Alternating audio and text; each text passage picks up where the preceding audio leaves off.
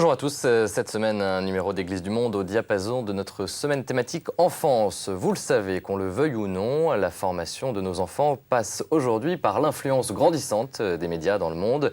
Que dit l'Église sur cette question? Pour en parler à mes côtés, Aymeric Pourbet, bonjour. Bonjour David. Vous êtes directeur des programmes de Radio Notre-Dame. Est-ce qu'à Radio Notre-Dame, on pense aux enfants en concevant les programmes? On y pense de plus en plus. C'est vrai que c'est l'avenir, ne serait-ce que pour assurer la pérennité d'un média. Il faut s'intéresser aux familles et en particulier aux enfants pour qu'ils assurent la relève de leurs parents un jour, pour devenir aussi auditeurs.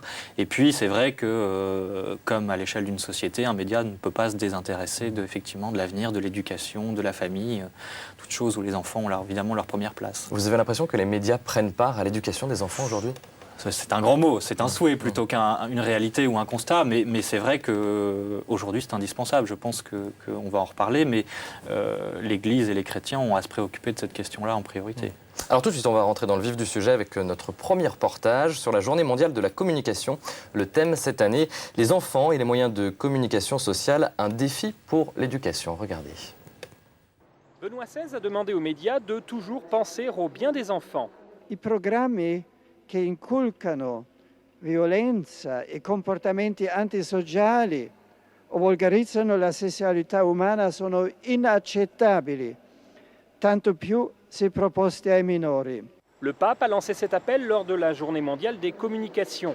Les enfants européens âgés de 4 à 10 ans passent en moyenne 2 heures chaque jour devant la télévision et 63% des enfants ont besoin de la télévision pour pouvoir s'endormir, selon l'Observatoire européen des communications. Parfois, les enfants ne réussissent plus à se confronter au monde réel, parce qu'ils ne l'ont jamais expérimenté. Le seul monde qu'ils connaissent est celui de la fiction. Lorsqu'ils mélangent fiction et réalité, nous sommes devant une pathologie très grave. À un âge où les enfants utilisent la technologie sans sens critique, les parents estiment qu'il est bon d'exercer une tutelle. Ma fille est allée sur un site pornographique. Depuis, nous sommes très prudents et nous essayons de garder les connexions Internet sous contrôle. Aujourd'hui, les parents travaillent, ils achètent des jeux vidéo pour leurs enfants et ne communiquent plus. Je lis des livres et des contes de fées à mes enfants. C'est beaucoup plus difficile que de les mettre devant la télévision. Selon le professeur Vigano, la solution se trouve entre autres dans l'alliance des forces de l'école, de l'Église et de la famille. Mais la responsabilité civique est aussi fondamentale. N'oublions pas l'aspect politique qui est celui de demander aux médias une plus grande rigueur en matière de responsabilité. Benoît XVI a aussi invité à réfléchir afin que la technologie ne remplace pas les parents dans leur rôle d'éducateurs de leurs enfants. Aymeric Pourbet, est-ce que les médias, la technologie peut remplacer l'éducation aujourd'hui? Est-ce qu'il y a un risque? Bien sûr qu'il y a un risque. Enfin, je crois que le premier risque, il est dans effectivement le fait que les parents laissent leurs enfants tout seuls devant la télévision. Alors, accuser les médias, ça me paraît être un petit peu facile ou en tout cas rapide. Un raccourci dans le sens où c'est vrai que les premiers éducateurs, ce sont les parents. La télévision, les médias, c'est un instrument qui peut être employé comme un bien ou comme un mal. Ça dépend effectivement de la surveillance, de la vigilance des parents. Et je crois que le premier devoir, c'est ça. C'est vraiment de se préoccuper des parents. Et peut-être aussi de la responsabilité des producteurs, des directeurs de chaînes. Je crois que les parents ont aussi un rôle à jouer dans une certaine surveillance des programmes qui sont diffusés pour leurs enfants et qui ne correspondent pas forcément effectivement à une volonté éducative. Les images chocs, les propos chocs. Oui, je crois qu'un média, il faut aussi prendre conscience qu'un média, il doit vendre de l'image si c'est de la télévision ou du papier si c'est un média écrit, et que forcément, pour vendre, il faut utiliser des ficelles que tout le monde connaît. Hein. Ce sont le sexe, le pouvoir, enfin tout ce qui... les images chocs, effectivement, vous le disiez, toutes choses qui, effectivement, ne vont pas dans le sens de faire grandir les enfants. Quoi. C'est cette femme qui témoignait dans le reportage, disait on pouvait aussi lire des histoires, des contes aux enfants. Est-ce que c'est quelque chose qu'on peut imaginer à la radio, par exemple? Je crois qu'on a beaucoup de choses à inventer, effectivement. Il y a encore des choses à inventer. Si on accepte aussi de se libérer un peu de la pression commerciale, hein, ce que je disais, du faire vendre, on peut inventer des choses. Il y a déjà des choses formidables aussi qui se font à la télévision, des programmes pédagogiques, ludiques, par lesquels on peut apprendre aussi aux enfants autre chose qu'effectivement les séries télévisées ou les jeux vidéo. Quoi. L'Église, son rôle sur cette question médiatique? Peut-être que ça peut être un aiguillon parce qu'elle a une expérience, elle a une histoire qui fait qu'effectivement, elle a pris en charge l'éducation des enfants depuis des siècles et que peut-être qu'elle peut avoir un rôle de conseiller. Mais on a l'impression qu'on la voit pas tellement sur ce terrain médiatique. On lui reproche souvent de ne pas être très présente ou d'être mauvaise en communication en tout cas. Est-ce qu'on a vraiment envie de l'entendre ?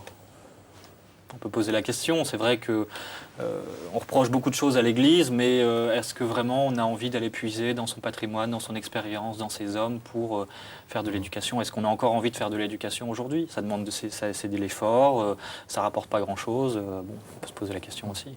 Alors, le pape pose donc cette question de l'éducation des médias. Quels médias pour quelle information ? C'est l'un des chevaux de bataille de Benoît XVI. Le Vatican s'interroge, regardez.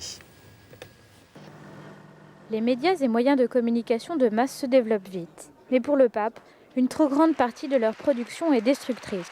S'adressant aux membres du Conseil pour les communications sociales, Benoît XVI a ainsi rappelé que les responsables des médias devaient prendre au sérieux leurs responsabilités. I appeal again to the leaders of the media industry to advise producers to safeguard the common good, to uphold the truth, to protect individual human dignity and promote respect for the needs of the family.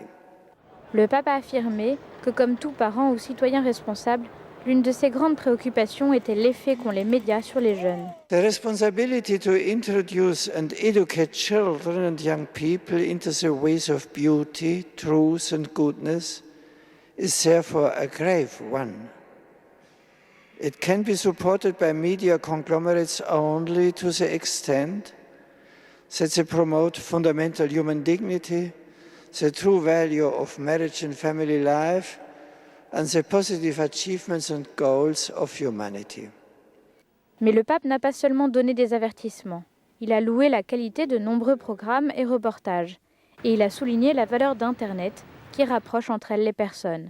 La clé d'un média efficace est pour lui de travailler à la lumière de la vérité du Christ. C'est seulement ainsi qu'ils agiront en faveur de toute l'humanité, estime-t-il. Vérité, dignité, beauté, c'est le triptyque gagnant pour un média ? Je crois qu'en tout cas, c'est un objectif effectivement que les médias chrétiens doivent rechercher et il y a une dimension qui n'est peut-être pas très présente dans nos médias aujourd'hui, qu'on devrait davantage travailler. Effectivement, c'est la question de la beauté. Je crois qu'il y a une phrase qui dit « la beauté sauvera le monde ». La télévision, par exemple, puisqu'on est sur une télévision, c'est un outil formidable pour présenter tout ce qu'il y a de beau dans notre monde, les œuvres d'art, mais aussi des paysages, etc. Et je crois qu'à partir de ça, on peut aussi développer le sens du beau chez nos enfants. Donc effectivement, là, pour le coup, il y a un enjeu qui est extraordinaire. C'est ce que vous faites à Radio Notre-Dame. C'est quoi l'essence de Radio Notre-Dame, en fait ?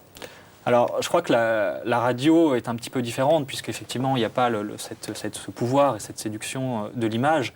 Mais la radio, elle parle à l'imagination. Et peut-être qu'aussi, on peut approcher cette beauté, cette bonté, cette vérité par l'imagination, en la suggérant davantage qu'en la montrant directement aux auditeurs ou aux téléspectateurs. Le rôle d'un média chrétien, pour vous, c'est quoi, d'une radio chrétienne, aujourd'hui ?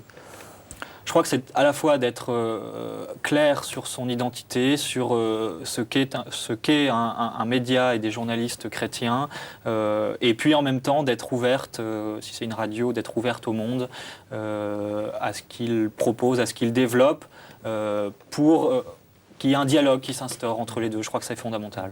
Parce qu'on a l'impression qu'on les voit moins, ces médias chrétiens, ces radios et télévisions chrétiennes, notamment en Europe ou en France, quand on compare avec les exemples brésiliens ou canadiens ou américains. Comment vous expliquez cette différence de culture peut-être entre la France et ces médias confessionnels et d'autres pays où c'est une vraie force de frappe médiatique? On n'est pas obligé d'aller aussi loin que le Brésil. On peut aller en Espagne où la radio catholique est la deuxième radio du pays, donc programmes nationaux. Effectivement, je crois que la France est une exception parce qu'on vit aussi une situation dans laquelle la laïcité est conçue de manière très restrictive en France et donc les médias chrétiens sont considérés comme étant peut-être, à tort à mon avis, communautaristes. Or, je crois que la vocation justement des catholiques, c'est d'être universel, donc il ne peut pas y avoir de communautarisme catholique. Mais c'est un peu le danger, et puis dès qu'on voit un peu trop intervenir les chrétiens, que ce soit dans le domaine politique, médiatique ou autre, il y a le reproche de cléricalisme qui n'est pas loin. Donc je crois que les chrétiens ont aussi intériorisé cet état de fait. Plus qu'avec les juifs ou les musulmans, par exemple ? Oui, parce qu'ils sont là depuis plus longtemps, parce que ce pays, disons-le, a un héritage chrétien et il en vit encore, même si on ne le dit plus. Donc forcément, il y a moins cette situation de minorité qui est ressentie par les chrétiens. Peut-être qu'ils sont en train de le devenir une minorité, mais en tout cas, les réflexes issus du passé font qu'aujourd'hui, on se dit finalement, c'est encore un pays chrétien malgré tout. Ce qui empêche aussi de développer des réflexes de minorité et donc peut-être plus agissantes. Vous tissez des liens avec les autres médias chrétiens en France aujourd'hui? On essaye. Avec d'autres radios, parce qu'il y a beaucoup de radios chrétiennes. Absolument. Alors il y a effectivement tout un ensemble de radios avec qui on est en lien. Ça s'appelle la COFRAC. Chacun puise un peu dans un pot commun. Il y a RCF, donc, qui est un réseau.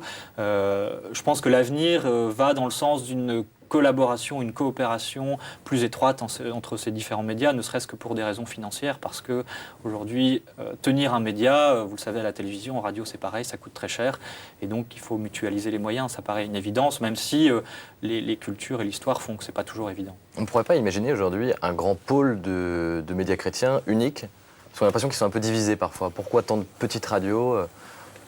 Elles pourraient être regroupées sous une seule bannière? On pourrait, mais je crois qu'aujourd'hui, c'est encore une vue de l'esprit, simplement. C'est quoi l'intérêt? L'intérêt, c'est aussi que ça fait une diversité. Je veux dire, les approches ne sont pas forcément les mêmes. Elles se respectent et elles sont valables, les unes autant que les autres. Mais je pense qu'on ne fera pas demain un parti unique ou, pour employer, un média unique. Non, ça, je crois que. En revanche, imaginez des collaborations sur des émissions ou sur des reportages, des événements. Je pense à des grands événements internationaux de la vie de l'Église, etc.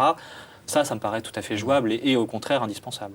Vous, en tant que journaliste chrétien, vous avez fait le choix de travailler dans ces médias-là. Vous sortez d'une grande école, l'ESJ, pour les téléspectateurs qui ne connaissent pas. C'est la plus grande, dit-on, école de journalisme. Pourquoi vous avez choisi un média chrétien? Est-ce que vous n'avez pas été séduit par des médias qui sont un peu plus porteurs, peut-être des choses qui sont mieux ancrées dans la société, en tout cas?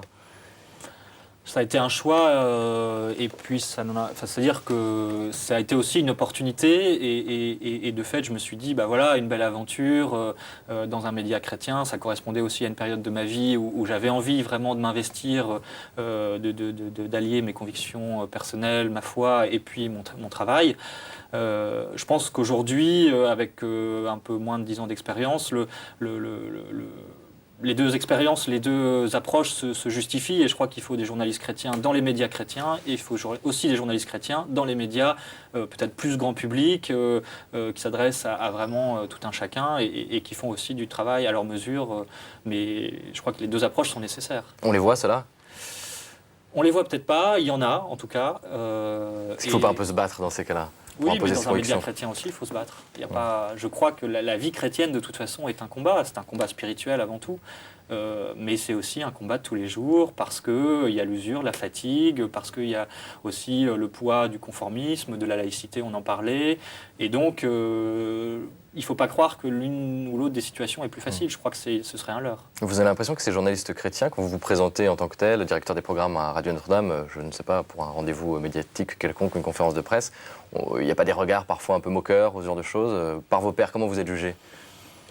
J'ai jamais ressenti cette condescendance ou non, pas du tout. Au contraire, je crois que ce qui importe pour les médias chrétiens, c'est d'être professionnel. C'est-à-dire vraiment, effectivement, il faut viser l'excellence. On n'a pas le droit aujourd'hui d'être médiocre quand on est chrétien. Ne serait-ce que dans la forme. Ne serait-ce que dans la forme, voilà. Ensuite, je crois que c'est de plus en plus accepté parce que la place de la religion aussi est en train, malgré la laïcité, d'émerger de plus en plus. C'est difficile aujourd'hui d'ouvrir un journal sans voir un sujet qui concerne la religion, dans le monde ou en France, enfin peu importe. Mais voilà, ça devient une réalité qu'on ne peut plus nier. Alors Aymeric, on parlait des valeurs familiales tout à l'heure avec Benoît XVI. L'Église occupe le terrain médiatique pour défendre la famille. Est-elle menacée aujourd'hui? Les catholiques se mobilisent. Dernier exemple en date, le Family Day organisé il y a quelques semaines à Rome. Reportage. Benoît XVI s'est réjoui des efforts faits par l'Église catholique pour le Family Day, un événement organisé à Rome par des associations catholiques et qui a attiré 1 million de personnes. Les participants voulaient défendre les droits de la famille. Lors d'une rencontre avec les évêques italiens, le pape s'est montré réaliste, estimant que l'Église se trouve actuellement devant de nombreux défis en raison de la sécularisation. Avvertiamo quotidianamente il peso di una cultura improntata al relativismo morale, povera di certezze e ricca invece di rivendicazioni non di rado ingiustificate. Mais le pape a conscience du fait que le vrai problème se trouve surtout au niveau des jeunes, incapables de se marier, faute de travail ou de logement. Lors d'une rencontre avec les jeunes entrepreneurs italiens, il les a appelés à respecter la dignité humaine au travail. Il a estimé que la vie humaine et ses valeurs morales doivent toujours être le point de départ de l'économie. È indispensabile che il riferimento ultimo di ogni intervento economico sia il bene comune e il soddisfacimento delle legittime attese dell'essere umano. Anche nei momenti di maggiore crisi, il criterio che governa le scelte imprenditoriali non può essere la mera promozione di un maggior profitto. Le pape a demandé aux chefs d'entreprise de répondre aux problèmes des jeunes, comme le chômage ou les situations de travail précaires. Car les jeunes ont besoin de sécurité économique pour pouvoir construire leur avenir et fonder à leur tour une famille. Ce type de manifestation qu'on a vu à Rome il y a quelques semaines, qui a réuni des dizaines de milliers de personnes dans les rues pour défendre la famille, est-ce qu'on peut parler de coup médiatique ? Oui, c'est un coup médiatique, mais en même temps, peut-être qu'aujourd'hui, on a besoin de coups médiatiques. Les chrétiens ont besoin de visibilité parce que peut-être aussi ils sont moins nombreux. Et c'est vrai qu'il y a aussi une utilisation politique. Il est clair qu'en Italie, des projets qui se préparent, qui concernent le mariage homosexuel, et voilà, le Pax à l'italienne, le fameux Dico, font qu'il y a aussi une culture italienne où l'Église est beaucoup plus présente et donc se manifeste. En même temps, ce n'est pas dénué de danger. On a appris récemment que le chef de l'Église italienne avait été menacé, avait reçu par courrier des balles. Donc voilà, la menace était claire. En France, on pourrait voir ce genre de choses, on voit ce genre de choses de temps en temps, ou c'est plus difficile d'exprimer ? C'est plus difficile et en même temps, on a déjà eu, je pensais à la manifestation pour l'école libre, même si la configuration était un petit peu différente. L'Église sait se manifester quand il le faut et je ne suis pas sûr, je ne suis pas certain que ça ne se produise pas dans les années à venir parce que on voit bien que sur beaucoup de sujets éthiques, les enjeux, la société, les lois font qu'on s'éloigne de plus en plus de la vision de l'homme qu'a l'Église. Est-ce que les chrétiens aujourd'hui en France n'ont pas un peu tendance parfois à avoir peur de ce coup médiatique ou un peu peur de leur ombre finalement ? Oui, c'est ce que je disais tout à l'heure. Je crois qu'ils ont intériorisé effectivement cette laïcité où la foi, ça ressort du domaine privé, où surtout il ne faut pas exprimer ses convictions en public. Je crois qu'on est aussi en train d'en sortir. On a bien vu au moment du Téléthon comment les évêques se sont mobilisés. Alors on a dit oui, en ordre dispersé, mais en même temps c'est très bien. Chaque évêque dans son diocèse peut s'exprimer sur des sujets d'actualité sans que ça pose quelconque problème à qui que ce soit. À chaque fois l'Église paraît un peu ringarde ou réactionnaire ou rétrograde. Oui, je crois que ce sont des notions très relatives pour le coup et que ce qui est ringard aujourd'hui le sera peut-être beaucoup moins demain et des valeurs comme l'éducation, on en parlait en début d'émission, ce sont des valeurs qui sont éternelles tant qu'il y aura des enfants. Le problème, c'est est-ce qu'on a encore envie d'avoir des enfants ? Ça, c'est autre chose. Et justement, ces valeurs familiales, elles sont en danger aujourd'hui ? La famille, elle est en danger aujourd'hui en France ? Est-ce qu'on peut le dire ? Ou en Europe plus largement ? Oui, elle est en danger, bien sûr. Elle est menacée par un tas de choses. On voit bien qu'aujourd'hui, fonder une famille, élever des enfants, c'est devenu, c'est une aventure. Mais ça date pas d'hier, je veux dire. Parce qu'on a l'impression que c'est un cheval de bataille de Benoît XVI, la famille, plus que pour Jean-Paul II. Je crois pas. Je crois que c'est quand même Jean-Paul II qui a, dans ses premières catéchèses hebdomadaires, repris l'enseignement de Paul VI à partir du Humanae Vitae, donc l'encyclique qui a fait tant scandale à l'époque, et ensuite qui a publié une autre encyclique lui-même, l'Évangile de la vie, et Benoît XVI s'inscrit dans cette ligne-là. Je crois que de ce point de vue-là, je pense pas qu'on puisse mettre en défaut les papes depuis un siècle et même avant. Je veux dire, c'est l'enseignement de l'Église depuis toujours, et je pense pas qu'il change radicalement demain. Alors, je vous propose maintenant, Aymeric, de passer à notre dernier reportage. L'Église mène parfois des activités surprenantes. On en parle peu, mais le Vatican s'intéresse à la conquête spatiale, terrain ô combien médiatique qu'un prêtre astrophysicien a décidé d'explorer. Reportage. Ce jésuite de 44 ans venu d'Argentine est le nouveau directeur de l'Observatoire du Vatican. Il est titulaire d'un doctorat en théologie, mais se consacre à la recherche sur l'espace. La formation et l'évolution des galaxies est l'un des problèmes les plus intéressants de l'astrophysique. L'astronome du pape passe la moitié de l'année en Arizona, où le Vatican a un centre de recherche depuis 1980. Là-bas, le Vatican échange des informations avec l'administration nationale de l'aéronautique et de l'espace plus connu sous le nom de NASA. Nous travaillons sur des projets avec la NASA et nous utilisons leur télescope. L'un de nos astronomes, le père Colbet, faisait partie de l'équipe qui a découvert un système double d'étoiles, comme dans le film La guerre des étoiles. Le Vatican a une longue tradition d'échange avec la NASA. Cette collection de météorites est la propriété du Vatican à Castel Gandolfo. Le joyau de la couronne de cette mission de la Lune a été offerte au pape pour la mission Apollo 11. C'était une façon pour les Américains de partager la Lune avec le reste du monde. Parce que ce n'est pas seulement les Américains qui y sont allés, mais c'est nous tous. Le père Funès est optimiste en ce qui concerne la conquête de l'espace. Il ne rejette pas la possibilité qu'il y ait une vie sur d'autres planètes. Un univers de 100 000 millions de galaxies. Un univers avec 100 000 millions d'étoiles. Il est possible qu'il y ait une forme de vie comme nous la connaissons sur Terre. Si tel était le cas, il n'y aurait pas de conflit avec la théologie. Qu'il y ait ou non d'autres vies dans l'espace, le directeur de l'Observatoire du Vatican espère de toute façon apporter sa contribution pour élargir notre connaissance limitée du ciel. Médiatiquement, Aymeric Pourbet, c'est intéressant quand même de se placer sur ce terrain-là pour l'Église. Je crois que de toute façon, l'Église doit être présente dans tous les domaines. Donc effectivement, le domaine de l'astronomie, c'est très bien. Mais quand ce prêtre nous dit qu'il peut y avoir une forme de vie ailleurs et que ça ne serait pas un camouflet pour la théologie, on n'a pas l'habitude d'entendre ce genre de choses. Non, c'est vrai, mais en même temps, voilà, il faut qu'il y ait un dialogue entre l'Église et la science. Voilà, je ne suis pas un spécialiste de ce domaine, donc je pourrais difficilement avoir un avis. Plus largement, sur le terrain scientifique, l'Église a beaucoup de défis aujourd'hui. Selon vous, ce sont lesquels ? Je crois que le principal défi, il est celui du dialogue entre la foi et la raison. Enfin, c'est ce qu'a rappelé Benoît XVI. Benoît XVI, Jean-Paul II avant lui. C'est vraiment, à mon avis, le défi du XXIe siècle. C'est-à-dire comment concilier la croyance religieuse et puis la raison qui appartient à tout le monde, qui n'est pas spécifique aux chrétiens. Mais cet alliage ou cette alliance de la foi et de la raison, elle est à mon avis particulièrement intéressante à étudier dans le christianisme, dans la religion chrétienne. Et je crois qu'on a beaucoup à faire dans ce domaine, que ce soit dans le domaine scientifique, mais aussi on a bien vu dans le dialogue avec l'islam, il y a beaucoup de choses à dire de ce point de vue-là. La conférence de Ratisbonne a provoqué le bruit qu'on sait. Donc c'est l'enjeu des décennies à venir. Les autres enjeux pour l'Église ? Il y en a d'autres pour vous, selon vous, en tant qu'observateur de la vie de l'Église ?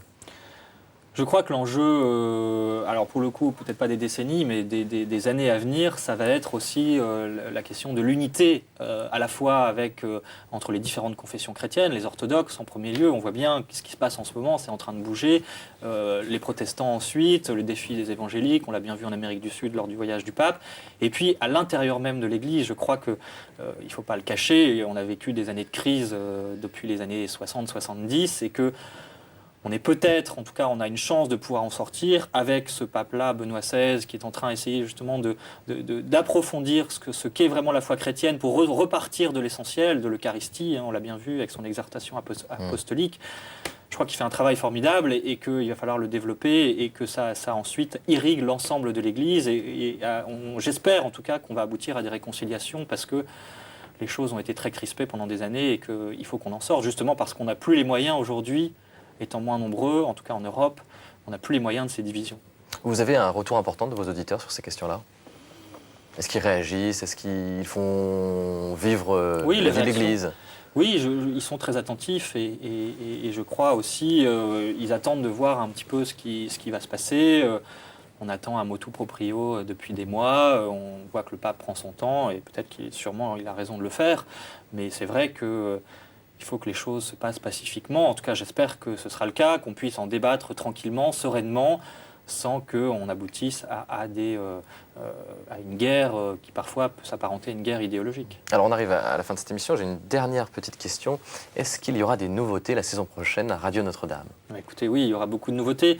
Je crois qu'on parlait de la famille et puis la formation, la vie chrétienne.